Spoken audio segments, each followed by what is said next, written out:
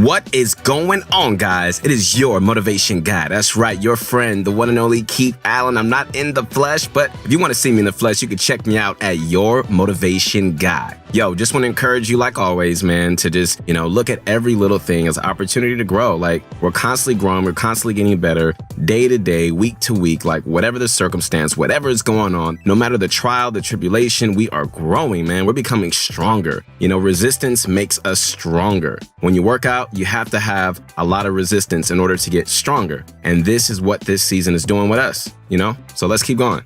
Entering Season 2, Fortnite implemented one of the most game-changing factors and most likely the entire history of competitive Fortnite. Throughout the course of Fortnite's journey to the top, traps have been a significant aspect of gameplay. However, with the removal of damage traps, box fights have evolved, and because of this, older sensitivities are no longer viable. So, in today's video, we're going to be showing you guys the best sensitivities for each player type, and we're going to be giving an in-depth explanation for both linear and exponential. Once we've explained everything and, taught you guys what you need to know, we're going to go over which aiming option is better when it comes to the famous exponential versus linear debate.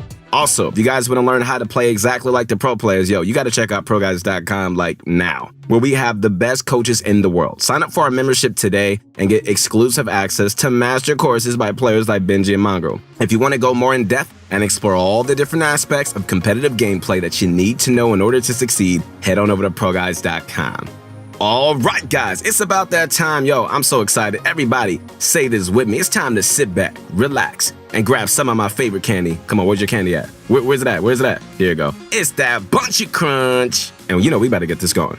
So, competitive Fortnite had very obviously taken a huge turn. Ever since the rise of Unknown Army, competitive events and tournaments have evolved. When we look at the cash cups and point-based events that are hosted by Fortnite, we instantly notice that the threshold for the maximum points has significantly rose when being compared to the previous seasons. This is because many pro and advanced level players have begun to just W-key and just change their playstyles. It's also caused a sort of, divergent evolution that's created newer, more effective, yet very diverse playstyles. And on controller, different sensitivities are required for every single one of these. So let's get into some of the most dominant playstyles and the sensitivity you're going to need to be good at.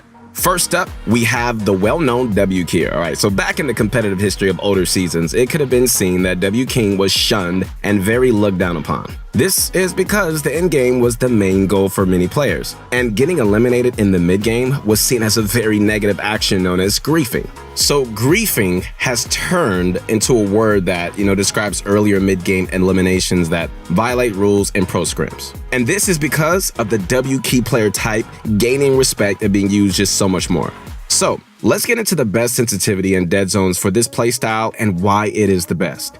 As competitive players started realizing that in order to consistently place well, they'd have to do something completely different. They turned to W-king, pushing every opponent, dominating every fight, and continuing to make it to the end game no matter how much they attempted fights with other opponents. This sounds pretty incredible, right? Especially when, one of the best players in the world at doing this is a controller player, aka Unknown Army. So why is he so good at these close quarter W keys? Well, a major portion of it comes down to his fast sensitivity. Unknown plays on a relatively fast sensitivity for a player who's very focused on accurate aiming above all else. Most players who play focused on hitting their shots tend to be on a very slow sensitivity, right? But Unknown has always been on a faster sensitivity, and he's had a lot of practice with it as well. This allows for him to be able to turn rapidly in close quarter fights where he needs to be able to keep up with his opponent's movements, making his aim tracking significantly better. All right, so let's get into the sensitivity and why we believe it's a great one, right? Starting off with building and editing speed. These are both set to 2.2. Use advanced options on horizontal speed on 53%, vertical on 42%, horizontal and vertical boost set to 0%, turning boost ramp time 0, and instant boost when ramping on off, all right? As for your ADS sensitivity, set both your horizontal and vertical to 19%, and finally, make sure that your aim time is set to exponential. Also, keep look dampening time on 0, and let's just move on to the dead zones, all right? For dead zones, we suggest setting your move stick to 10%, and your look stick to 8%, all right? And there you have it right there. Looking at the sensitivity, we noticed that it's not necessarily the fastest, but what makes it such a good sensitivity and somewhat fast is the fact that, you can easily attract opponents and do major damage from close quarter fights as long as you can make a good effort to track opponents and really focus on your aim. The ADS is right where it needs to be for long-range lasering, and the building and editing is perfectly last enough to, do some major damage in those important build fights. All right, guys, so next up we have the passive player. This is the player that tends to drop in the edge of the map and tries not to enter into any serious fights until the end game has arrived. Although this player type doesn't get as many points as the W key player type, it is just much safer and can almost guarantee a solid end game, especially if that end game has a stacked lobby with lots of potential for eliminations. Now, the end game is a lot more mechanically intensive, right? Waiting to see if this player rotates out. There it is, a big shot, another elimination. And he's got near max material. Kidding me. He's gonna trap the ball. Oh, the ball escapes. The absolute scenes right now. Booga's still moving through, and at this point, it's a sign of respect. We've gotta watch this man. During the end game, you're going to be running around building, tunneling, while also really playing for those eliminations. This makes it so that, you'll have to be extremely fast while also being able to be accurate. This could be a challenge for some, especially if they don't have the settings for it. But many players may try, bumping up their building and editing speeds, but this won't always lead to an improvement because, you're going to such a huge change in pace. Instead, what we suggest doing is using these special linear settings.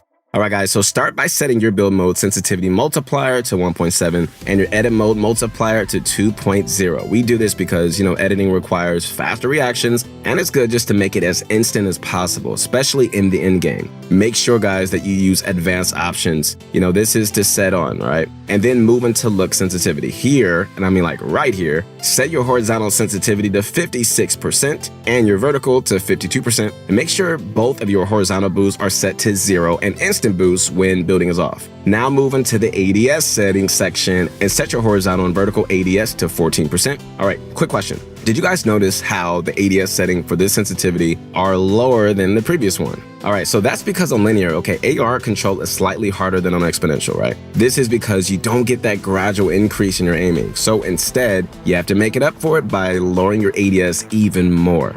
All right, so finally, make sure that your ADS boosts are all the way turned off and set to 0. All right, so next up, you're gonna want your look dampening time on 0 and your input curve on linear. Of course, keep your aim assist strength to 100%. And now for dead zones, here we go. Set your move stick dead zone to 10% and your look stick dead zone to 8%, and you're ready to go. So the dead zones are set to these numbers because, they're just great for accurate aiming, but give you just a bit of deactivation towards the very center so that, the controller drift doesn't cause a really big change in your gameplay. All right, so we've gone over some of the best sensitivities for two of the most dominant playstyles and really explain why they're so effective and important for controller players. All right, finally, this is what we're gonna do. Y'all ready? Let's move on to the debate between exponential and linear. I think it's about that time. And in just a moment here, all right, you guys are gonna know which sensitivity input is more dominant and why. Here we go. All right, so in this section of the video, we're gonna put an end to the heated debate between exponential and linear. Hundreds of thousands of controller players think that linear is better, while hundreds of thousands also think that exponential is better. This argument sprung up like a wildfire upon the announcement of the removal of legacy aiming. Before legacy was removed, it was just clearly the most dominant controller aim input. But now that it is removed, controller players are given the hard challenge of choosing between the two. So to begin this, all right, we want to state something that, we can just get this out of the way. Both of these are just incredibly good inputs, for real, and, they can both be very effective based on your playstyle. As you guys saw before in this section of the video, the two playstyles we covered for sensitivities involved both exponential and linear, not just one or the other. But in the end, one does take home the gold, and it's an overall better sensitivity to its perks. So we got to get into this comparison right now. All right, so starting off with exponential, we have a very strong aiming input that is mainly characterized by its similarity to legacy. Its aim assist strength and the way that the input responds to movements are incredibly similar, right? Shorter radial movements in the right analog stick result in slower turning speeds, whereas longer, more extended movements result in faster turning speeds that reach the maximum that your sensitivity is set to. That's why the input has been named exponential, because it's exponentially increases as you increase the distance of your analog stick from the center point where it rests.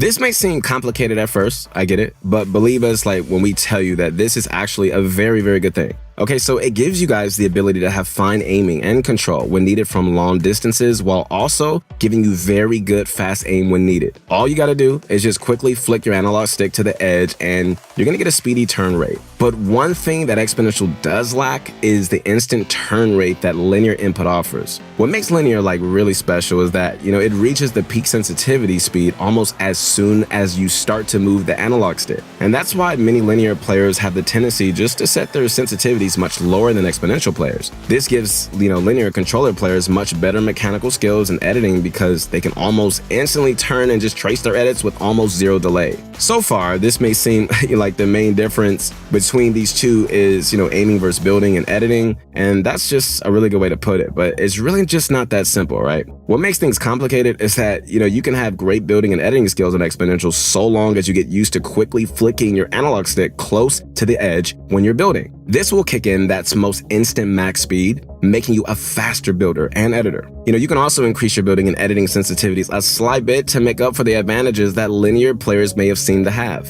So, when looking at, linear disadvantages towards aiming, however, we do run into a dilemma here, right?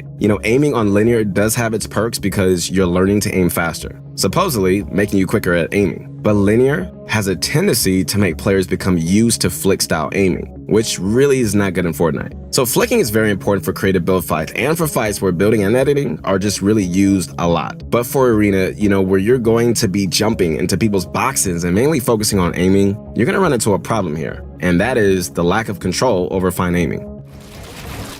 We had everything good to win that fight as well, You simply just can't get the same aim that exponential players have when it comes to long, distance AR lasering and, close distance tracking when spraying with weapons like the SMG or even minigun, AR or drum gun. And knowing that aiming is the most important aspect of Fortnite, right? As we've mentioned many times in the past, it just really starts to become clear which input is truly the best one.